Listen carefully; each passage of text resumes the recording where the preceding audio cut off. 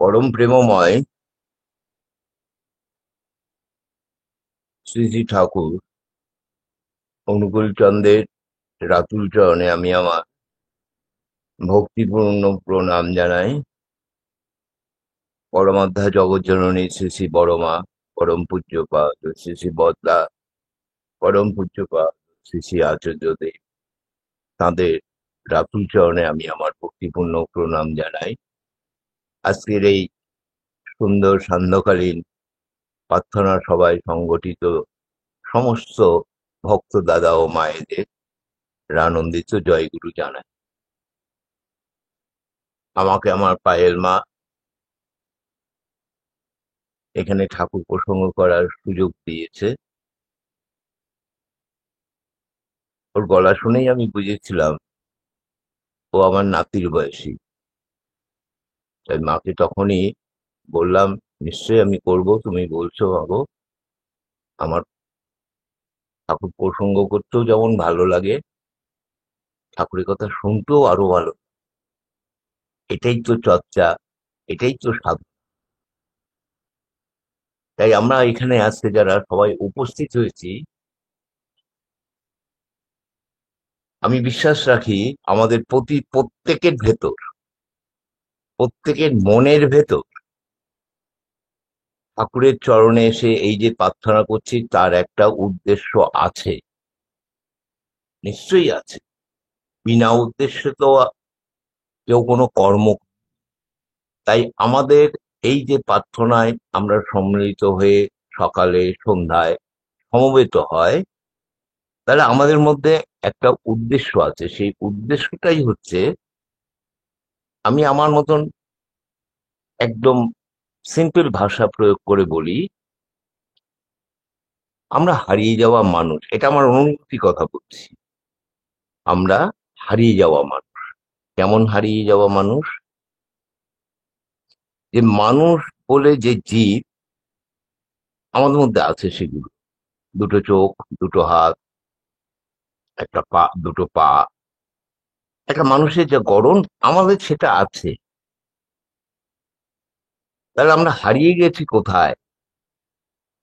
আমরা জীব হিসাবে, মানুষ হিসাবে আমরা বলতে পারি, কিন্তু আমি কি কখনো বুকে হাত দিয়ে বলতে পারি আমি সত্যিকারের একটা মানুষ? না, বলতে পারি না। কারণ আমার ভেতর অনেক কিছু হারিয়ে গেছে বা সুপ্ত হয়ে আছে, জাগাতে পারিনি। তাই আমি অতি সাধারণ একটা জীব হয়ে ঘোরাঘুরি করছি, কোনো প্রয়োজনে লাগছে না। ওই সংসারটুকু করা, দু চারজনের সঙ্গে কথা বলা, দেখতে দেখতে বয়স হলে আস্তে আস্তে চলে যাওয়া। কিন্তু প্রকৃতপক্ষে আমি যদি ভাবি, বা আমরা এখানে যারা ভাবি, যেটার উদ্দেশ্যের কথা বলছি, না না না, তা নয়। ঠাকুর চেয়েছেন মানুষ, ঠাকুর চেয়েছেন মানুষ। শ্রী শ্রী রামকৃষ্ণ বলছেন, মানের যা হুঁশ থাকে তাকেই বলা হয় মানুষ। অর্থাৎ যে মানুষ জীবের মানের হুঁশটা থাকে, অর্থাৎ আমার ভেতর যে মান, মান বলতে কি অনেক কিছু, সেই মানটার যদি আমার হুঁশ থাকে, যেটা আমার পরমপিতা ঠাকুর বলেছেন, মান বলতে কি? আমার চলা, আমার বলা, আমার করা, আমার চাহনি, আমার সদাচারী, আমার শারীরিক, মানসিক, এই সমস্ত যে একটা সুন্দর ভাবে যেই নির্দেশগুলো পরমপিতা আমাকে দিয়েছেন, আমাদের দিয়েছেন, সেগুলোকে অ্যাটপার করার মান করে চললেই সেই মানুষ হওয়ার উপযোগী হয়ে উঠবো আমরা। তাই তো তিনি এবার এসে এটাই তো বললেন, আমি এটা মানুষ গড়ার কারখানা করেছি, ম্যান মেকিং ইনস্টিটিউট। তাহলে তিনি যখন বলছেন ম্যান মেকিং ইনস্টিটিউট বা মানুষ গড়ার কারখানা, তিনি যখন বলেছেন তার আগেও তো হাজার হাজার বছর ধরে মানুষ নামক জীবটা আমরা ছিলাম, তা নয় কি? কিন্তু তাহলে উনি এবার পুরুষোত্তম এবারে এসে এই কথাটা বললেন কেন? এই কেন বললেন কথাটা যখন আমরা ভাবি, তখনই বুঝি, বুঝি বলেই আমরা সবাই সমবেত হয়ে আর কথাগুলো নিয়ে এই যে আলোচনা পর্যালোচনা বাণী পাঠ সঙ্গীত কীর্তন হয়, এর মধ্যে দিয়ে সবটাই তো তাঁর কথা। আমরা সেগুলো বুঝে নিয়ে আমরাও চাই আমাদের নিজেদের মানের হুঁশ আমরা ফিরে পেতে চাই। আমরাও চাই প্রকৃত মানুষ হতে। প্রকৃত মানুষ হলে পরমপিতা খুশি হবেন, আর পরমপিতা খুশি হলে আমাদের উদ্দেশ্য সার্থক হবে, কারণ তিনিই আমাদের হাত ধরে নিয়ে যাবেন সেই চরম প্রাপ্তি ঈশ্বরের আঙিনায়। তাই তো এসছি। নাহলে আমি অসিত সেনগুপ্ত টালিগঞ্জের লোক তো ভালোই ছিলাম। কেমন ভালো? নিজের খেয়াল খুশি মতন চলতাম, মারপিটও করতাম, নেশা টেশাও করতাম, মাছ মাংসও খেতাম। তাহলে এখানে আসলাম কেন? কারণ সেটা করতে গিয়ে দেখছি আমি হারিয়ে যাচ্ছি ক্রমান্বয়ে। হয়তো বা কোনো জন্মে স্বীকৃতির ফলে পরমপিতা আমাকে স্থান দিয়েছেন।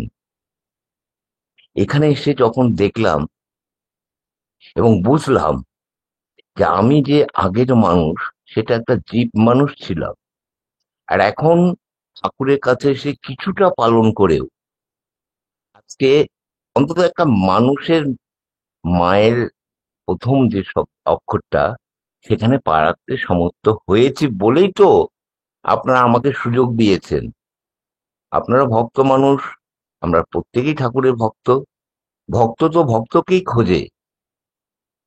তাই আপনারা যে আমাকে সুযোগ দিয়েছেন, তার মানে আমি হুঁশের মধ্যে ফিরতে চাই এবং ফিরতে এসেছি বলেই আমিও আপনাদের সঙ্গে ভক্তদের মধ্যে সবার সঙ্গে সমবেত হয়ে তাই তার কাছে প্রার্থনা করছি আমরা প্রত্যেকের যাতে মঙ্গল হয়।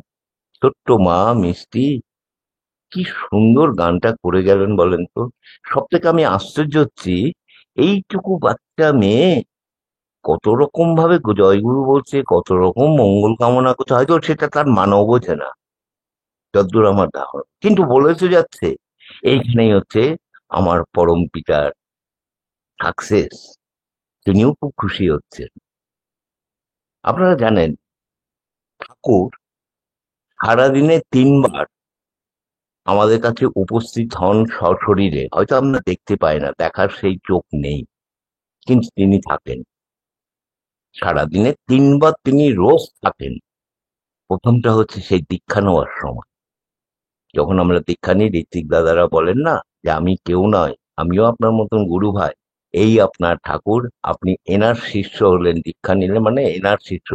দীক্ষাটা উনিই করাচ্ছেন আমার মাধ্যম দিয়ে, নাহলে আমি কোনো ঠাকুর নই, আমিও আপনার মতো, আমাকে একটা দায়িত্ব দিয়েছে। তাহলে দীক্ষার সময় ঠাকুর থাকেন, এটা ঠাকুরের নিজের মুখে বলা। আমি তিনটার সময় থাকি তোদের কাছে। এক নম্বর দীক্ষা হওয়ার সময় থাকেন। আরেকটা হচ্ছে রোজ যে আমরা সকালে উঠে ইষ্টবিধিটা করি, ঠাকুর কিন্তু বসে থাকে। ঠিক সময়ে যারা যারা ইষ্টবিধি করি, তারা যখন ইষ্টবিধি তিনবার পাঠ করার পর হাত জোড় করে বলি, ঠাকুর এই অর্ঘ্যটা তোমাকে দিলাম, বা এই অর্ঘ্যটা তোমার চরণে নিবেদন করলাম, তুমি গ্রহণ করো ঠাকুর। ঠাকুর সেটা বলছেন আমি গ্রহণ করি। আর তৃতীয়বার হচ্ছে, বলছি তোরা যখন ভক্তরা সবাই মিলে আমারে বলিস ডাকিস, ওই প্রার্থনা করে সমবেত হয়ে যখন সবাই জয়গুরু জয়গুরু করি, আমি না থেকে পারি না, আমি সেখানে উপস্থিত থাকি। তাই আজকে এখানে যে সমবেত আমরা হয়েছি, আমার দৃঢ় বিশ্বাস পরম পুরুষ পরম পিতা আমাদের এখানে উপস্থিত আছেন, তিনি শুনছেন এবং শুনে তিনি তৃপ্তি বোধ করছেন। ওই ছোট্ট মিষ্টি মেয়ে যে আবেদন করলো সঙ্গীতের মাধ্যমে, আমরা যখন সবাই খুশি, আমাদের খুশি নেই তো তিনি খুশি। এটাই হলো মানুষ হওয়ার জায়গায়, এইভাবেই পরিবর্তন হয়। আমি যদি আমাকে চিনতে পারি, এই চেনাটা তো শিখিয়েছেন ঠাকুর, তবেই তো আমার ভেতর থেকে যে ছটা রিপু সেটা আস্তে আস্তে দৌড়বে। দৌড়বে বলতে শরীর থেকে কি বেরিয়ে যাবে? একেবারেই নয়। দৌড়বে বলতে সে যে আমাকে এতদিন কন্ট্রোল করছিল, আমি তার কথা মতন কাম লোভ মোহ এই সময়ের মধ্যে মজে ছিলাম, ঠাকুরের চরণে এসে ঠাকুরের শিক্ষা পেয়ে কি শিখলাম? এই ছটা রিপুকে আস্তে আস্তে করে করে, একদিনে হবে না, চিরদিনের অভ্যাস, কু অভ্যাস, আস্তে আস্তে তাদেরকে কন্ট্রোলে নিয়ে আসলাম। এই কন্ট্রোল নিয়ে আসাতেই তো আজকে আমি ওই পায়েল, ছোট্ট আমার নাতির বয়সী, তাকেও আমি পায়েল মা বলছি। ওই মিষ্টি যে ছোট্ট মেয়েটি গান গাইলো, তাকেও আমি আমি মিষ্টি মা বলছি। নারীদের মা বলে ডাকার যে কৌশল, এবং এটা ডাকলে যে কি হয়, এখানে আমি ব্যাখ্যা করলাম না, আপনারা জানেন। কোন নারীকে মা বলে ডাকলে থেকে শ্রেষ্ঠ সম্মান দেওয়া হয়, তাহলে আমাদের ঠাকুর সেটাই শিখালেন, আমরা তাই করছি। এবার আমাদের কেউ কেউ আমরা শস্যানি নিয়েছি, আরো ভালো। ঠাকুর বলছেন মাছ মাংস খাস নে, পেঁয়াজ রসুন মাদক ছাড়। নিশ্চয়ই তিনি যখন বলেছেন, তাহলে তাঁর যে লক্ষ্য আমাকে মানুষ করার, আমি যদি তার কথাটা না শুনি, বলুন তো, তাহলে কি দাঁড়ালো? শিক্ষক আমাকে যে এইভাবে বলছেন, এইভাবে পড়াশোনাটা করো, তুমি ফার্স্ট হবে, বা তুমি খুব ভালো একজন ছাত্র হবে, আমি অর্ধেক শুনলাম, অর্ধেক মানলাম, তাহলে আমি তো অর্ধেক রেজাল্টেই হবে। 40 জন পরীক্ষা দিলে আমি 20 নম্বরে থাকবো, অর্ধেক। এটা তো ধ্রুব সত্য কথা। তাই এখানেই তো আমাকে চিনতে হবে আমি কি চাই। আমরা এখানে উপস্থিত, আমাদের বিবেক কি চাই, একটু সবার বিবেককে নিজেরা নিজেরা প্রশ্ন করতে হবে, আমিও করছি ঠিকই। কি চাই? চাই ঠাকুর তুমি যে এসছো মানুষ গড়ার কারখানা, আমি মনে করছি আমি শুধু মানুষ জীব হয়ে এতদিন ছিলাম, নিজেকেই তো চিনতে পারলাম না। নিজের ভেতরে কি আছে, কি পারছে, কি গুণ আছে, কিছুই জানলাম। শুধু খেয়েছি আর শুয়েছি আর দৌড়াদৌড়ি করেছি। তোমার কাছে এসেছি, তুমি ঠাকুর গড়ার কারখানায় যখন এসেছি, তুমি মূর্তি শিল্পী, তুমি আমাকে সেই মানুষ মূর্তি তৈরি করো। এটাই তো আমার পরম পাওয়া।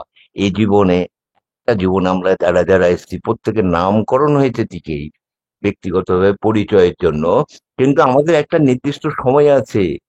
সময় পেরিয়ে গেলে বিধির বিধান অনুসারে এই ভূমি ত্যাগ করে আমাদের চলে যেতে হবে ইহলোকে। সুকাজ করে গেলে, সুকর্ম করে গেলে, সঙ্গে সংযুক্ত থাকলে, সুসঙ্গ করলে যাব কোথায়? তাহলে সেই পরম ধামে যাব, যেখানে তিনি আছেন, পরম পিতা আমাদের কোলে তুলে নেবেন। এই জন্যই তো আসা, এই জন্যই তো ঠাকুরের কাছে আসা। ঠিক এমনি একটি ঘটনা বলি। মাগো, আমি যখন কথা বলি না, আমি খুব চোখ বুজে বলি, আর বলি যখন ঘড়ির দিকে তাকাই না। আপনারা আমার সময় হয়ে গেলে 1 মিনিট আগে জানাবেন। জয় গুরু। কলকাতার আমাদের এখানে দুর্গাদাস বন্দ্যোপাধ্যায় নামে এক ব্যক্তি ছিলেন, উত্তর কলকাতা। আমি থাকি দক্ষিণ কলকাতা টালিগঞ্জ, ওনারা থাকতেন উত্তর কলকাতা। নাম দুর্গাদাস বন্দ্যোপাধ্যায়। প্রচুর পয়সার মালিক ছিলেন, এখন উনি বেঁচে নেন। একটা কাহিনী শোনাচ্ছি। প্রচুর পয়সার মালিক, সেই সময়ে তিনি কোটি কোটি টাকার মালিক ছিলেন। যা হয়, রাজ পরিবারের ছেলের মতন দিন রাত মদ খেত, আর ওই পাইজি বাড়িতে গিয়ে পড়ে থাকতো এই দুর্গাদাস বন্দ্যোপাধ্যায়। তো সেখানে যেতে যেতে তো ভালো লোক খারাপ লোক সবাই যাচ্ছে। কোনো একজন বলেছিল, দুর্গা, এখানে একজন ভালো লোক কলকাতায় এসেছেন, সবাই তো যাচ্ছে, দেখা করতে যাবি? দুর্গাদা বলছে, কি কি হবে? বলে, চল না, চোখের দেখা দেখবি, নাম করা লোক, ভালো লোক সবাই যাচ্ছে।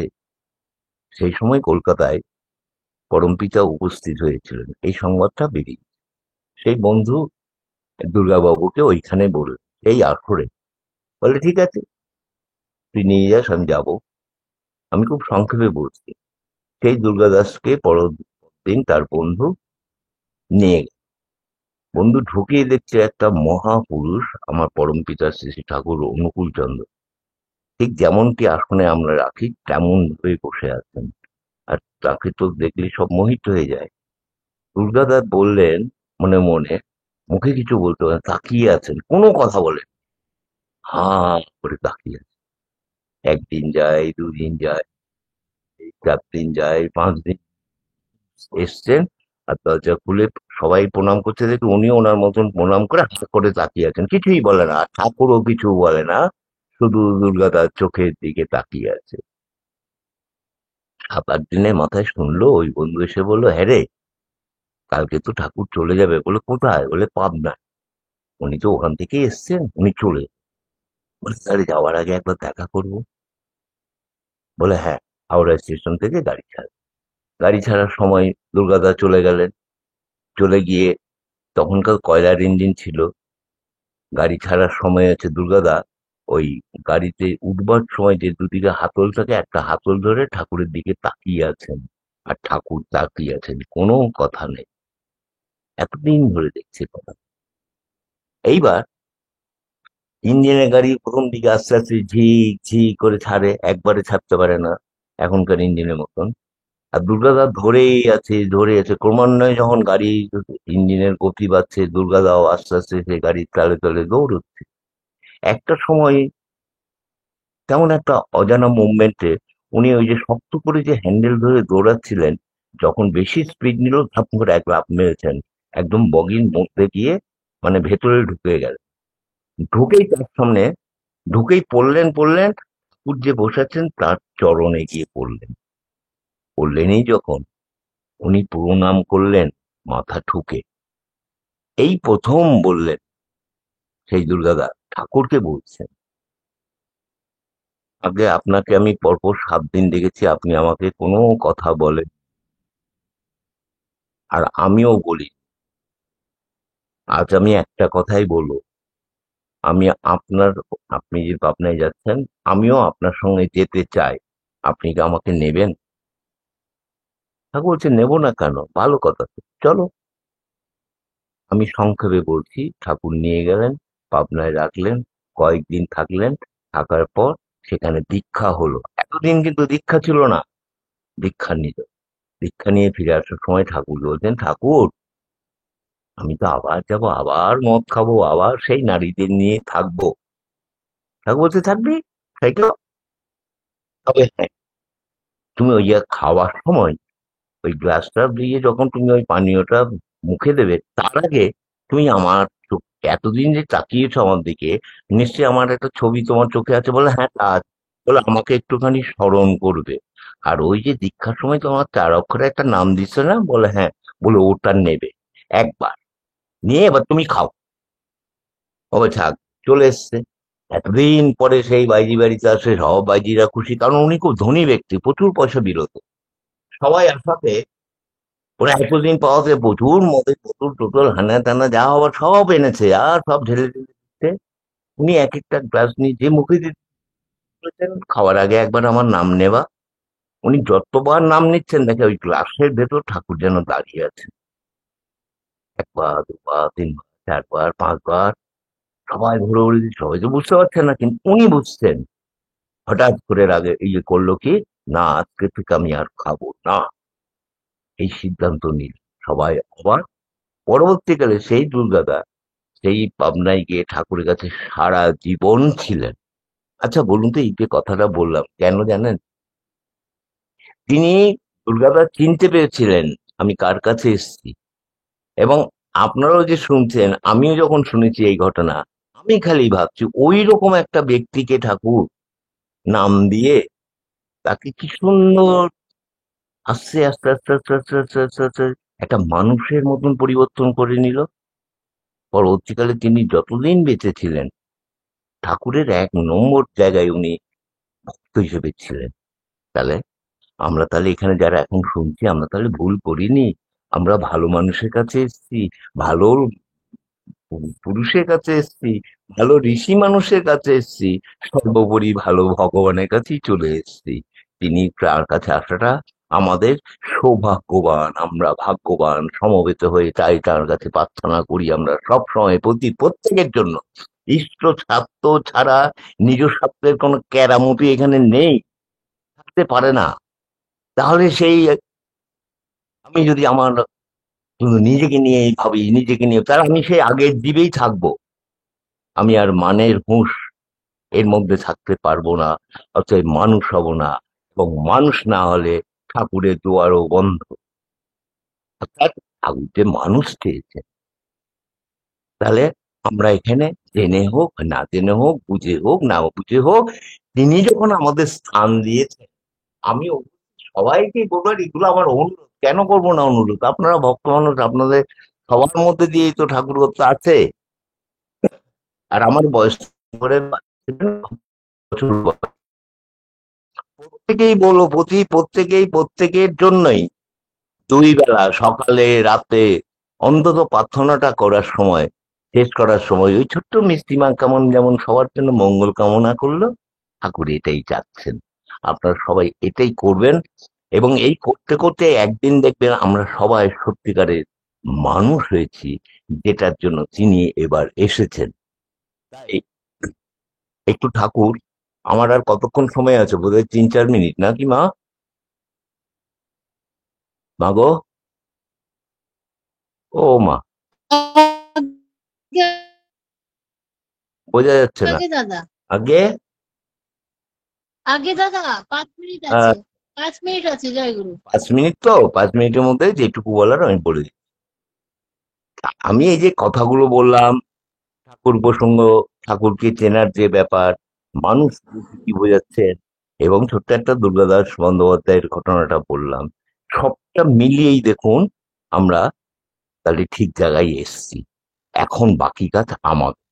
তিনি যা বলেছেন অক্ষরে অক্ষরে পালন করব, এই তো সত্য। একদম তো বলেনি ঘর বাড়ি সংসার ছেলে চলে আয় চলে আয় আমার কাছে, না, সেই ডাক দেননি। এবার তিনি এসছেন একটু অন্য রূপে, অন্যরকম ভাবে ধর্মটা আমাদের শেখাচ্ছে শেখাচ্ছে বলেই আজকে আমরা ঘরের মধ্যে ছোট্ট একটা ফোনের মাধ্যমে সারা বিশ্বের মধ্যে এই ঠাকুরের কথা, ঠাকুরের বাণী, অর্থাৎ মানুষ কিভাবে বাঁচবে, মানুষের জীবন বৃদ্ধি বাঁচার যে একটা সুন্দর রুট, বিজ্ঞানসম্মত, আমরা তা বলতে সমর্থ হয়েছি, সম্মত হচ্ছি। তাই তো এই আমাদের ঠাকুরের কথা, ঠাকুর প্রসঙ্গ অনেক অনেক। আমরা সময়ের মধ্যে দিয়ে যেটুকু বললে মানুষের ভালো লাগবে, কারণ প্রত্যেকটা মানুষ ঠাকুরের কাছে এসছেন, প্রত্যেকটা তার নিজ জীবনে, তার পরিবারের জীবনের মঙ্গলের জন্য এসছেন। কেউ পরিবার নিজের জন্য ক্ষতির জন্য আসেননি। তাই এখানে আমি বলবো সবাই একটা লাস্টে বলি, যেটা খুব প্রয়োজন, ঠাকুরকে চিনতে হলে, ঠাকুরকে ভালোবাসতে হলে যতক্ষণ পারে, সকালে বিকেলে যার যেমনটি সময় আপাতত, ওই 4 অক্ষরের নামটা 5 মিনিট হোক, 10 মিনিট হোক, 20 মিনিট হোক, যার সময় বার করেন, আধা ঘন্টা হোক, শুধু নামটা চোখ কান বুঝে ঠাকুরের সামনে বসে করুন। একটা মাস করুন, 1 সপ্তাহ পর পরেই বুঝবেন। 1 মাস করার পর এবার বুঝবেন আগের 1 মাস আগে আপনার মানসিক চিন্তাধারা, আর এটা 1 মাস এইভাবে করার পর আপনার মানসিক চিন্তাধারা দেখবেন অনেক তফাৎ। বিশ্বাস করুন, ঠাকুর আমাদের এতখানি দিয়ে গেছে। তাই সবাইকে বলবো শেষ করার আগে, নিশ্চয়ই আমরা অনেক কিছুই করি, কিন্তু অনেক কিছু করতে গেলে আরো অনেক কিছু করতে হবে, কারণ সারা বিশ্বের মানুষের জাগিয়ে তুলতে হবে এই সৎসঙ্গের এই মন্ত্রে দিয়ে। কারণ সৎসঙ্গই একদিন সারা বিশ্বের পতাকা উড্ডীন করবে। শ্রী শ্রী ঠাকুর তা নিজে মুখেই বলে গেছেন বলেই বলছে, তোরা আমার কথাগুলো যদি পালন করিস, তাহলে আর 10,000 বছর আমাকে আসতে হবে না। ভাবুন। তাই আমরা এই সবটাই নিয়ে আজকের দিনেও বসে, হ্যাঁ প্রিয় পরম ঠাকুর, তুমি যা বলেছো আমরা অবশ্যই আমাদের সাধ্য মতন সব করব, কোথাও কোনো ফাঁকি ঝুঁকি থাকবে না। আমরাও সংসারী মানুষ, তুমি তো জানো। তবু তুমি দয়া করে যে আমাদের এইটুকু সুযোগ দিয়েছো, আমাদের ত্রুটি মাত্রুটি যা হবে সব তুমি আমাদের ক্ষমা করবে। আর আমরাও তোমার চিরদিন তোমাকে মাথায় নিয়ে থাকবো, এই আমাদের অঙ্গীকার। জয় গুরু, বন্দে পুরুষোত্তম।